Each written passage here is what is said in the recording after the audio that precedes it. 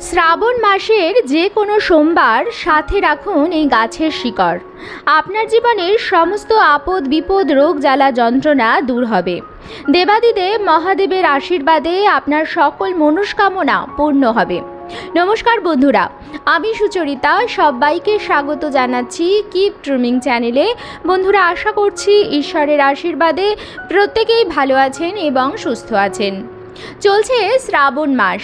আমরা প্রত্যেকেই জানি যে শ্রাবণ মাস হচ্ছে দেবাদিদেব মহাদেবের মাস। বছরের মাসগুলির মধ্যে শ্রাবণ মাস এবং সপ্তাহের দিনের মধ্যে সোমবার দিন দেবাদিদেব মহাদেবের নামে সমর্পিত। তাই শ্রাবণ সোমবারের গুরুত্ব আরও বিশেষ। মনে করা হয় শ্রাবণ সোমবারে ভক্তি নিষ্ঠা সহকারে বাবার নামে উপবাস রেখে পুজো করলে বাবা তার ভক্তদের ডাকে অবশ্যই সাড়া দেন এবং তাদের সকল মনস্কামনা পূর্ণ করেন। তাই শ্রাবণ মাসের সোমবারে বাবার মন্দিরে ভক্তদের ভিড় দেখা যায় উপচে পড়ার মতো। শ্রাবণ মাসে ভক্ত এবং ভগবানের মাঝে দূরত্ব কমে যায়। মনে করা হয় এই মাসে দেবাদিদেব মহাদেব ও মাতা পার্বতী কৈলাস পর্বত ছেড়ে এই মর্ত ধামে বিচরণ করেন এবং ভক্তদের সমস্ত ডাকে তারা সাড়া দেন এবং মনস্কামনা পূর্ণ করেন।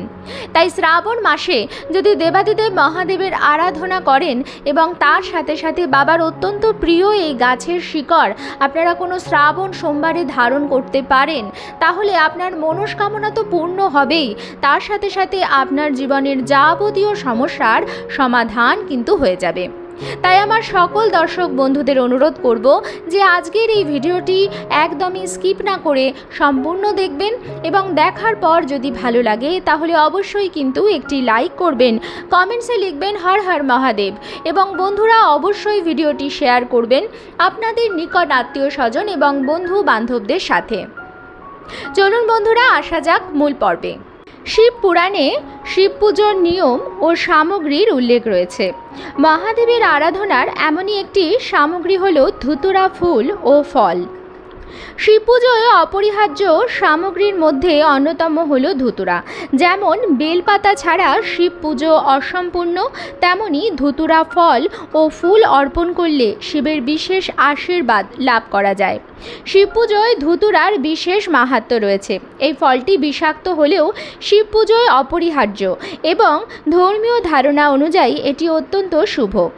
শাস্ত্রমতে ধুতুরা শিবের প্রিয় ফল। মহাশিবরাত্রি হোক বা শ্রাবণ মাসের সোমবার, ধুতুরার কিছু উপায় করলে শিবের আশীর্বাদ লাভ করতে পারবেন। এর ফলে পরিবারে সুখ সমৃদ্ধি ও উন্নতির আগমন ঘটবে। জীবনে নানা সমস্যায় জেরবার থাকলে দেবাদিদেব মহাদেবের অত্যন্ত প্রিয় ধুতুরা গাছের শিকড় ধারণ করতে পারেন শ্রাবণ মাসের সোমবারে। তবে কোন ধুতুরা গাছের শিকড় আপনারা ধারণ করবেন এবং কিভাবে ধারণ করবেন, কি কি সতর্কতা অবলম্বন করবেন, সমস্ত কিছু আমি আজকের পর্বে বলে দেব। ধুতুরা সাধারণত দুটি রঙের দেখতে পাওয়া যায়, একটি একেবারেই সাদা আর একটি গাঢ় বেগুনি রঙের এবং তার মধ্যে সাদাটে আভা থাকে, যেটিকে আমরা কালো ধুতুরা বলে থাকি। বন্ধুরা, যদি আর্থিক সমস্যায় জেরবার থাকেন এবং কোনো কারণেই আপনি অর্থ উপার্জনে সক্ষম হচ্ছেন না বা অর্থ কোনোভাবেই রাখতে পাচ্ছেন না, হয়তো অর্থ আসছে কিন্তু অর্থ বেরিয়ে যাচ্ছে, সংসারের খরচ তো আছেই, তার সাথে সাথে হঠাৎ করে কোনো রকম দুর্ঘটনা বা রোগের কারণে অর্থ হুহু করে বেরিয়ে যাচ্ছে, তাহলে যদি অর্থ আপনি নিজের কাছে রাখতে চান, সঞ্চয় করতে চান, তাহলে অবশ্যই কালো ধুতুরার শিকড় আপনারা ধারণ করবেন শ্রাবণ মাসের সোমবারে। কিভাবে ধারণ করবেন? একটি কালো ধুতুরার গাছ জোগাড় করবেন। শ্রাবণ মাসের সোমবারে বাড়িতে ধুতুরা গাছ লাগানো অত্যন্ত শুভ, কারণ ধুতুরা গাছে দেবাদিদেব মহাদেবের আশীর্বাদ থাকে। তাই বাড়ির উঠোনের, বিশেষ করে উঠোনের পূর্ব দিককে দেবাদিদেব মহাদেবের দিক বলে মানা হয়। তাই বাড়ির উঠোনের পূর্ব দিকে যদি এই শ্রাবণ সোমবারে একটি ধুতুরা গাছ লাগাতে পারেন তাহলে সেটিও আপনার পরিবারের জন্য অত্যন্ত ভালো। ধুতুরা গাছ যদি বাড়িতে থাকে তাহলে গৃহে বাস্তু দোষ হয় না, ঘরে কোনো নেগেটিভিটি বা নেতিবাচক শক্তি প্রবেশ করতে পারে না, যে কোনো খারাপ নজর থেকেও ধুতুরা গাছ পরিবারকে রক্ষা করে। তাই শ্রাবণ সোমবারে বাড়িতে একটি ধুতুরা গাছ অবশ্যই লাগাবেন।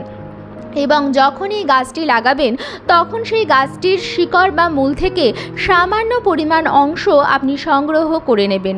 তবে বন্ধুরা, শিকড় সংগ্রহ করার সময় বিশেষভাবে খেয়াল রাখবেন যেন গাছটির কোনো রকম ক্ষতি না হয়। তারপর আপনি সেই গাছটি লাগিয়ে দিতে পারেন। যে মূলটি আপনি সংগ্রহ করলেন সেই মূলটি নিয়ে আপনি ঘরে চলে আসবেন। পরিষ্কার জল দিয়ে সেটিকে ভালো করে ধুয়ে গঙ্গা জল দিয়ে শুদ্ধ করে নেবেন। শ্রাবণ সোমবারে অবশ্যই উপবাস রেখে দেবাদিদেব মহাদেবের পুজো করবেন। মনে করা হয় শ্রাবণ সোমবারে বাবা তার ভক্তদের ডাকে অবশ্যই সাড়া দেন এবং তাদের যাই মনস্কামনা থাকুক সেটি অবশ্যই পূর্ণ করে। যদি আর্থিক সমস্যায় জেরবার হয়ে আপনার জীবন দুর্বিষহ হয়ে উঠেছে তাহলে বাবার পুজো করতে কিন্তু একেবারেই ভুলবেন না। গঙ্গা জল, বেলপাতা এবং ধুতুরা ফুল দিয়ে বাবার পুজো করুন, বাবার প্রিয় ভোগ অর্পণ করুন এবং বাবার সামনে সেই কালো ধুতুরার যে মূলটি আপনি সংগ্রহ করেছেন সেটি সাদা চন্দন সহযোগে শিবলিঙ্গের নিচে রেখে দিন।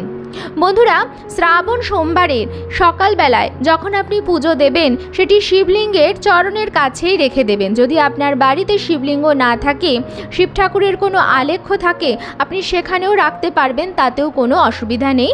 তবে অবশ্যই সেটি শুদ্ধ করে এবং চন্দন মাখিয়ে তারপরেই সেই মূলটি শিব ঠাকুরের কাছে আপনি নিবেদন করবেন এবং যেভাবে আপনি সোমবারের ব্রত উপবাস পালন করছেন সেটি করে নেবেন। বলে রাখি বন্ধুরা, যেদিন আপনি শিকড় ধারণ করবেন সেদিন আপনাকে উপবাস রেখেই বাবার পুজো করতে হবে এবং উপবাসের নিয়মবিধি, বিশেষ করে খাদ্য খাবারের যে নিয়মবিধিগুলো আছে সেগুলো অবশ্যই পালন করতে হবে। এরপর সন্ধেবেলা অর্থাৎ সূর্য অস্ত হয়ে যাওয়ার পরে সন্ধেবেলা যখন আপনি নিত্য সন্ধ্যা দেন তখন বাবার সামনে কর্পূর, ঘিয়ের প্রদীপ এবং সুগন্ধি ধুনো অবশ্যই ধরিয়ে দেবেন এবং বাবার সামনে যে শিকড়টি আপনি রেখেছেন সেই শিকড়টি একটি লাল শালু কাপড়ে বেঁধে আপনি ধারণ করবেন। যারা মেয়েরা আছেন তারা বাম হাতে এবং যারা ছেলেরা আছেন তারা ডান হাতে এই শিকড়টি ধারণ করবেন। যদি হাতে ধারণ করার অসুবিধা থাকে তাহলে আপনারা গলায় বা কোমরেতেও ধারণ করতে পারেন। তবে শিকড়টি ধারণ করার সময় কিছু কিছু সতর্কতা অবশ্যই আপনাদের মেনে চলতে হবে। প্রথম হচ্ছে, শ্রাবণ মাসে চেষ্টা করবেন সম্পূর্ণ নিরামিষ আহারই গ্রহণ করতে।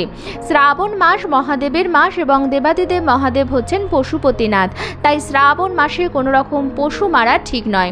তাই বাড়িতেও যদি কোনো পশু বা পাখি আসে তাদের দূর দূর করে তাড়িয়ে দেবেন না, তাদের কোনোভাবেই আঘাত করবেন না, তাদের জন্য খাদ্য এবং জলের ব্যবস্থা অবশ্যই রাখবেন। শিকড়টি ধারণ করবার পরে কোনো মৃত ব্যক্তির বাড়ি, কোনো শ্রাদ্ধ বাড়ি এবং কোনো শ্মশানে আপনি যাবেন না বা কোনো শ্রাদ্ধ বাড়ির জল বা খাবার আপনি গ্রহণ করবেন না। শিকড়টি ধারণ করার সময় সেটি যেন আপনাকে কেউ না দেখতে পারে যখন আপনি শিকড়টি ধারণ করছেন, কারণ মানুষের নজর যে কতটা খারাপ তার প্রমাণ হচ্ছে যে মানুষের কুনজরে একজন মানুষের উন্নতি অবনতিতে পরিণত হয়ে যেতে পারে। একটা সুস্থ মানুষ রোগগ্রস্ত হয়ে বিছানা শয্যা হয়ে যেতে পারে। মানুষের কুনজর এত খারাপ। তাই যখন আপনি শিকড়টি ধারণ করছেন তখন সেটি বাড়িতে ধারণ করবেন, বাইরের লোক চক্ষুর আড়ালে ধারণ করবেন। তবে হ্যাঁ, বাড়ির লোক দেখলে কোনো অসুবিধা নেই, যারা আপনার পরিবারের লোকজন তারা দেখলে কোনো অসুবিধা নেই। ধুতুরা গাছের শিকড় দিয়ে আরও একটি উপায় আপনারা করতে পারেন। যদি কোনো অসাধ্য রোগে আপনার বাড়ির কেউ অসুস্থ থাকে এবং সেই রোগ কোনোভাবেই আর ঠিক হওয়া সম্ভব নয় এবং এর ফলে প্রচুর পরিমাণ অর্থ নাশ হচ্ছে এবং গৃহে কলহ, অশান্তি, বিবাদ বাড়ছে, তাহলে কালো ধুতুরা গাছের শিকড়ের ভস্য অর্থাৎ সেটি পুড়িয়ে ভস্যটি একটি কালো কাপড়ে মুড়ে আপনার বাড়ির দক্ষিণ দিকের কোনো দেওয়ালে, লোকচক্ষুর অন্তরালে অবশ্যই সেটি টাঙিয়ে রাখতে পারেন। এর ফলে আপনার বাড়ি থেকে ধীরে ধীরে রোগ দূর হবে এবং বাস্তু দোষ দূর হবে। এর সাথে সাথে শ্রাবণ মাসে 4টি সোমবারেই চেষ্টা করবেন বাবার পুজো করতে, বিশেষ করে পুজো পর্যন্ত উপবাস রেখে বাবার আরাধনা করতে। এবং শ্রাবণ সোমবারে যদি সম্ভব হয় গরিব দুঃখী মানুষকে সামান্য অর্থ বা অন্ন দান করবেন। এর ফলেও বাবার আশীর্বাদ পাবেন এবং আপনার যাবতীয় সমস্যার সমাধান হয়ে যাবে। সমস্যায় জেরবার হয়ে অনেক সময় আমরা গ্রহরত্ন ধারণ করি, যেটি অনেক মূল্যবান হয় এবং অনেক সময় সেটি আমরা নকলও পেয়ে যাই। যদি আমাদের খারাপ সময় যায় তাহলে অনেকে ঠকিয়ে নকল জিনিসও আমাদের দিয়ে দিতে পারে।